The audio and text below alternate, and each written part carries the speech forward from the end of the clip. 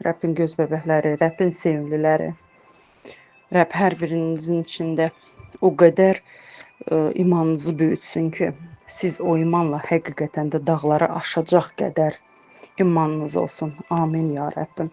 Rəbb hər birimizi yaratdı və hər birimizin xilas olmağını istəyir. Kəlamda belə bir şey var ki, Rəbb dəvət eləyir.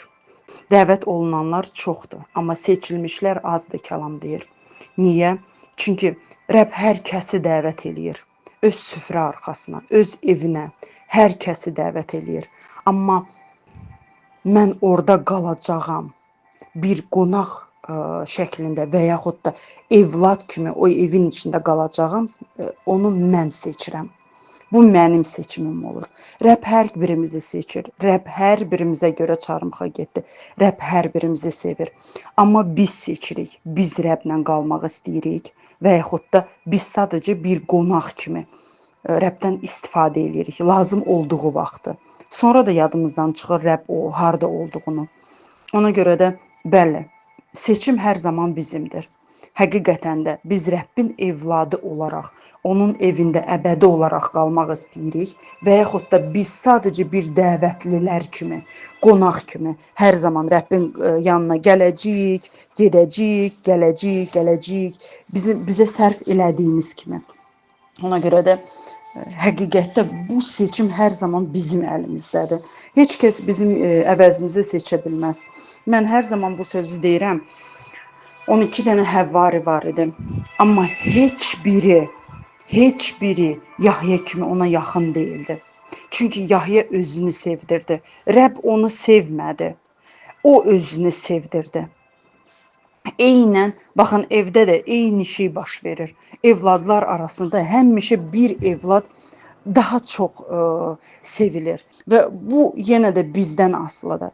Əgər biz həqiqətən də Rəbbin evladı olmaq istəyiriksə, biz özümüzü Rəbbə sevdirəcəyik. Nə ilə? Rəbbə ünsiyyətlə. Hər zaman Rəbbin qarşısına qaçmaqla, ona düzgün, dürüst olmaqla, onun sözünə sadiq olmaqla. Və bəli, biz öz ailələrimiz üçün mübarizə aparmalıyıq. Çünki iblis nərəldiyən bir şir kimi. O onları qapmağı istəyir. Onun vəzifəsi budur.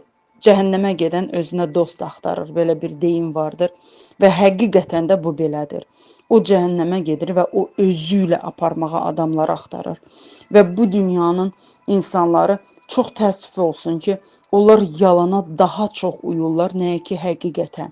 Və bunun üçün də Rəbb bizi, baxın, hər bir nəsildə bir insan olaraq vardır ki, Məsihi tanıyan. Və Rəbb onları elə belə ora qoymadı. Rəbb onların birincisi potensialını bilərək ora qoydu. Rəbb onları bir mübariz olaraq orada qoydu ki, Rəbb onları, bilirsiniz, necə ki İsa Məsih o yeganə idi ki, o yolu tapdaq o keçdi və bizə yol göstərdi. Eynən də biz öz nəsillərimizdə, baxın, İsa Məsih, hansı ki, baxın, tapdaq yol göstərərək öz arxamızca aparırıq. Ona görə də bu yük bizim üzərimizə düşür.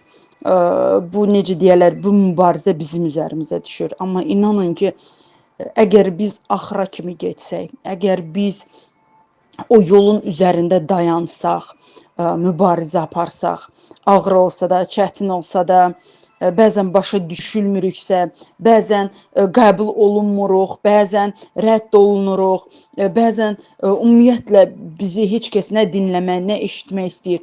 Amma biz o yerdə dayansaq, mütləq ki, biz bəhrələri görəcəyik. Mütləq o yolun arxasınca gələnlər olacaqdır.